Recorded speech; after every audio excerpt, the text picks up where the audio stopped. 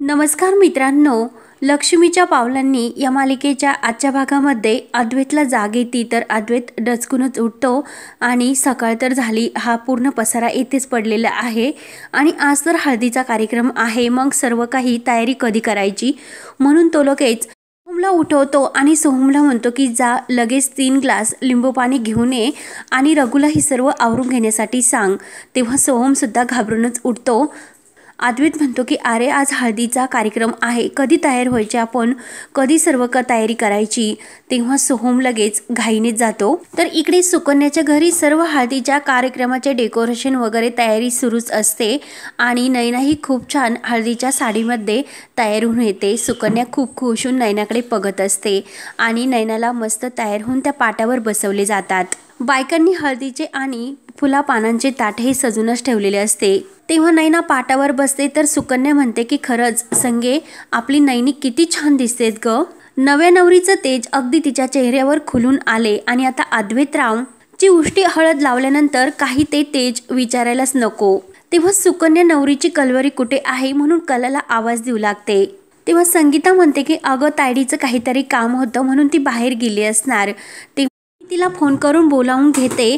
तेव्हा सुकन्या म्हणते की लगेच फोन कर आणि नवरीची कलवरी आता या वेळी इथेच लागते. तेव्हा संगीता धावतच कलाला फोन करण्यासाठी जाते तर सुकन्या नैनीला म्हणत असते की खरंच खूप सुंदर गोड दिसतेस ग. त्यानंतर इकडे अद्वैत आणि सोहम हे तयार होऊन डायनिंग टेबलवर डोक्याला हात लावून बसलेले असतात. तर राहुल त्यांच्यासाठी लिंबू पाण्याचा रस घेऊन येतो. तेव्हा ते पितच असतात तर आबा येतात. आबा म्हणतात की काय काय चाललंय तुमचे नेमकं, सकाळी सकाळी लिंबू पाण्याचा रस घेता. अद्वैत आणि सोहम तर खूपच घाबरतात. सोहम म्हणतो की आबा ते काही नाही, थोडंसं ते ग्रीटाक्स. तर आबा म्हणतात की तुझ्या इंग्रजीचा उच्चार आणि रुबाब मला मात्र दाखवू नकोस. आणि आता दोघांनी उभे राहण्यासाठी ते सांगतात आणि नेमकं काय ते लगेच स्पष्ट सांगा. अद्वैत विचारतो की काय आबा. तेव्हा आबा रागावून म्हणतात की काही विस्कटून सांगायला हवे का, काल काय झाले.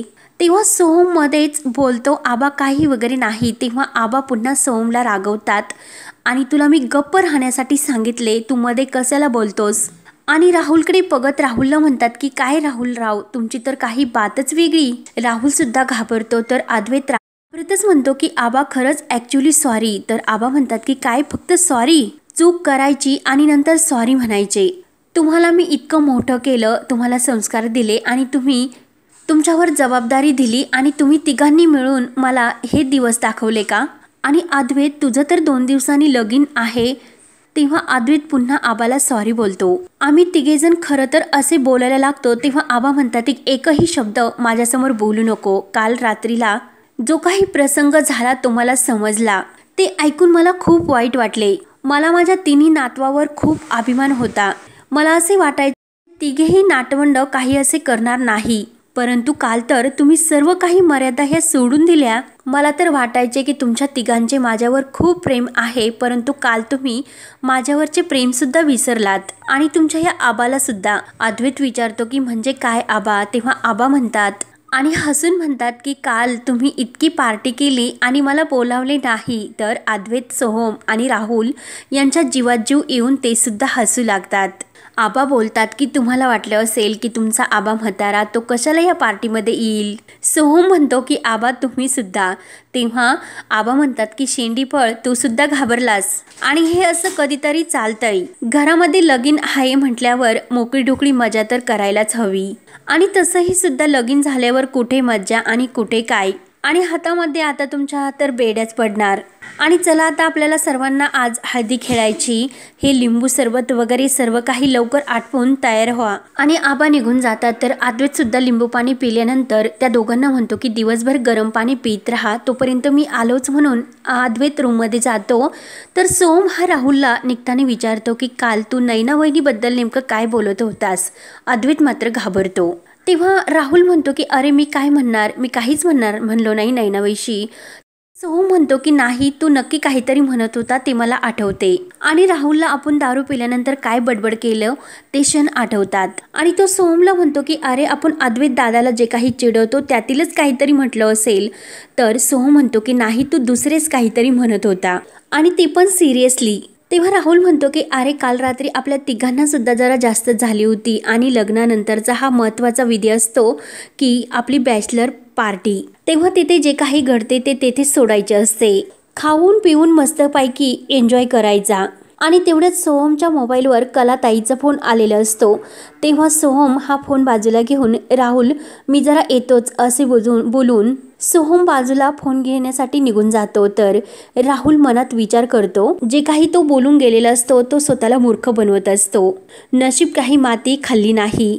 त्यानंतर इकडे रघु हा कलाच्या घरी आलेला असतो आणि मला सोहम साहेबांनी पाठवल्याचे सांगतो।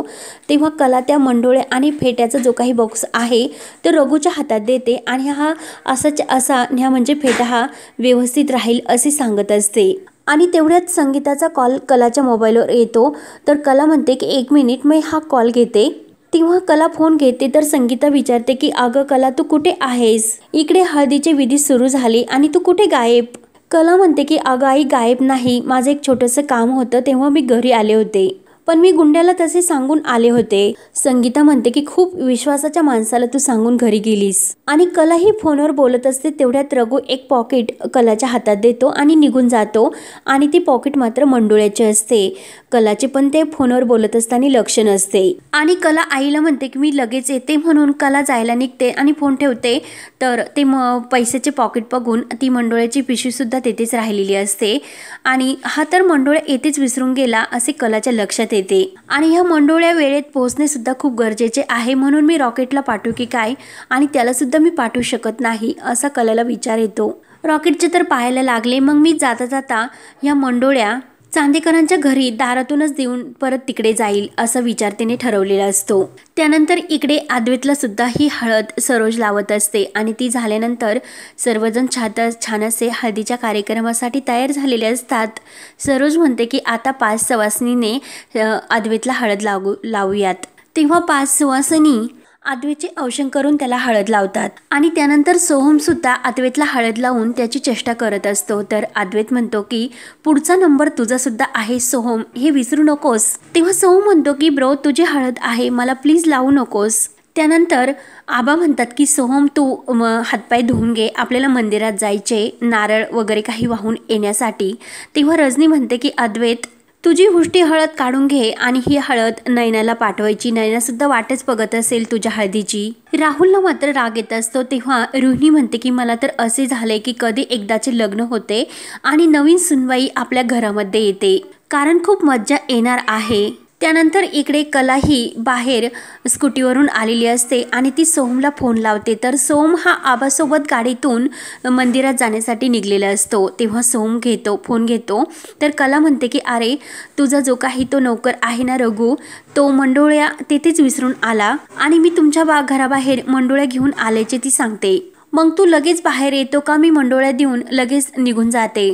तेव्हा सोहम म्हणतो की अगं ताई कसे आहे की मी आबांसोबत मंदिरात आलो, मी एक काम करतो घरी कुणाला तरी फोन करतो आणि मंडोळ्या घेण्यासाठी बाहेरच पाठवतो आणि आज जरा हळदीचा कार्यक्रम आहे, दादाची हळद सुरू आहे, घरातील सर्वजण तिकडेच असतील, मी एक काम कर तू आतमध्ये जा आणि सिक्युरिटी आहे त्यांच्याकडे फोन दे, मी सांगतो त्यांना। तेव्हा कला ही समोर सिक्युरिटी असतात त्यांच्याकडे फोन देते तर सोहम त्यांना कलाला आतमध्ये सोडण्यासाठी सांगतो। तेव्हा कला आतमध्ये येऊन ते सर्व बघतच असते आणि त्यानंतर इकडे आतमध्ये सरोज ही राहुलला सांगते की ही उष्टी हळद घेऊन तू नयनाच्या घरी जा। राहुल म्हणतो की हो नक्की जातो आणि ज्या नंदा असतात त्यांना सरोज म्हणते की तू सुद्धा जा राहुल सोबत ही हळद घेऊन। तेव्हा नंदा म्हणते की हो मला सुद्धा नवीन सुनबाईला बघता येईल, म्हणून राहुल आणि ती नंदा जे काही असते ते बाहेर येतात आणि कला त्यांना पाहून एका ठिकाणी लपते। तेव्हा ते गेल्यानंतर कला ही चोर पावलाने घाबरतच आतमध्ये येत असते, तिला भीती वाटत असते की कोणीतरी बघेन। तेव्हा सरोजकडे अद्वैतला म्हणत असते की चल आता आंघोळीची तयारी करून घे।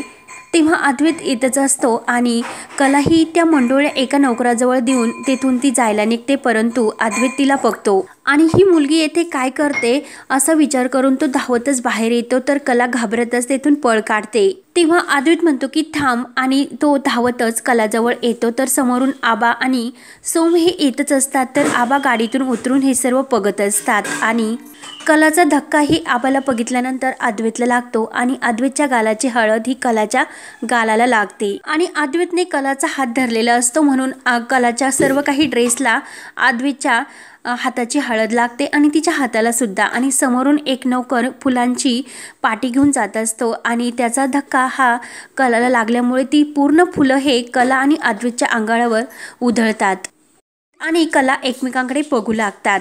आबा ते सर्व बघून मनात म्हणतात की अंबाबाई नक्की तुझ्या मनात नेमकं काय आहे ग। तेव्हा सोहम म्हणतो की आबा आतमध्ये चला आणि सोहमचे सुद्धा लक्ष कला आणि अद्वैतकडे जाते। सोहम तर खूपच घाबरतो। सोहम म्हणतो की आता अद्वैत दादा माझ्यावर खूप रागवणार। आबा म्हणतात की का रे। तेव्हा सोहम म्हणतो की मला अद्वैत दादांनी सांगितले होते की कलाताईच्या दुकानातून मंडोळ्या वगैरे काही घेऊ नकोस, परंतु मी तिलाच ऑर्डर दिली होती आणि तिच्या दुकानात मी ज्या मंडोळ्या बघितल्या होत्या त्या कोणत्याच दुकानामध्ये बघितलेल्या नाही, म्हणून मी तिला हे सर्व सांगितले होते। सोहम म्हणतो की आबा खरंच आता तुम्ही मला यापासून वाचवा। जर तुम्ही मला वाचवले तर मी तुम्हाला नरसोबाच्या वाडीची ती बासुंदी नक्की आणून देईल। तेव्हा आबा आणि सोहम पुढे येतात तर अद्वैत कलाला म्हणत असतो की हे चांदेकरांचं घर आहे, तू येथे आलीच कशाला, काय गरज होती तुला येथे येण्यासाठी, कोणी सांगितले, मुद्दाम तुला माहिती होते की आज हळदीचा कार्यक्रम आहे म्हणून तू मुद्दामच येथे क्रेज क्रिएट करण्यासाठी आलेली आहे आणि तुला नेमकं तेच हवे असते, तू मुद्दामच आली असणार। तेव्हा कला सुद्धा म्हणत असते की काही ऐकून न घेता तू माझ्यावर आरोप करू नकोस। तेव्हा आबा म्हणतात की अरे अद्वैत थांब, इतका रागवू नकोस, मीच तिला इथे बोलावले होते। सोहम त्या दिवशी फेटे आणि मंडोळे आणण्यासाठी चालला होता, तेव्हा मीच त्याला सांगितले की कलाच्या दुकानातून तू हे सर्व खास करून घेऊन ये।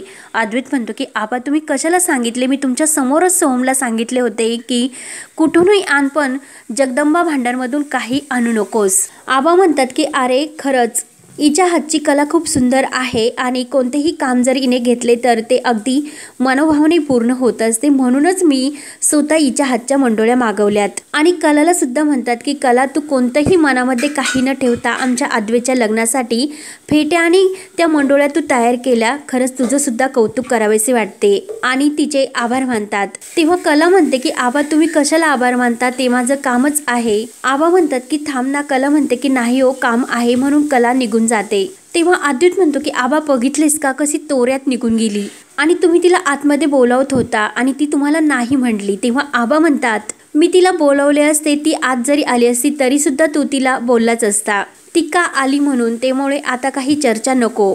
आणि आबा सोहम अद्वैतला आतमध्ये बोलावतात आणि अद्वैत मात्र रागाने हे सर्व बघत असतो आणि हा भाग येथे संपतो। पुढील भागामध्ये सुकन्या म्हणत असते की चांदेकरांच्या घरातील मंडळी आता हळद घेऊन येतच असतील, तेवढ्यात राहुल आणि नंदा मावशी असतात ते येतात। तर राहुल म्हणतो येतील नाही, आम्ही आलोत। आणि तेव्हा नैना लगेच चक्कर आल्याचे नाटक करून खाली बेशुद्ध पडते आणि आतमध्ये तिला आणले जाते। तर नैना ही राहुलला म्हणते की अरे मला चक्कर आलीच नव्हती, तुझ्या हाताची हळद लावायची होती, म्हणून एकमेकांना ते हळद लावतात। तर तेवढ्यात संगीता येते आणि संगीता हे सर्व बघून नैना असे म्हणते। नैना तर खूपच घाबरते। त्यानंतर घरातील रात्री सर्वजण बसलेले असतात तर राहुलचा फोन नैनाला येतो। राहुल म्हणत असतो की नैना उद्या मी लग्नाच्या दिवशी हॉलमध्ये सर्वांसमोर सांगणार की माझं नैनावर प्रेम आहे। आणि हे सर्व कला ऐकते तर कला नैनाला विचारते की तू राहुलची हे सर्व बोलत होतीस का। तेव्हा मात्र नैना खूपच घाबरते। नैना आता काय उत्तर देणार आणि ऐन वेळेस अद्वैत आणि कलाचे लग्न कसे होणार हे पाहण्यासाठी आपल्या चॅनलला नक्की सबस्क्राईब करत राहा। धन्यवाद।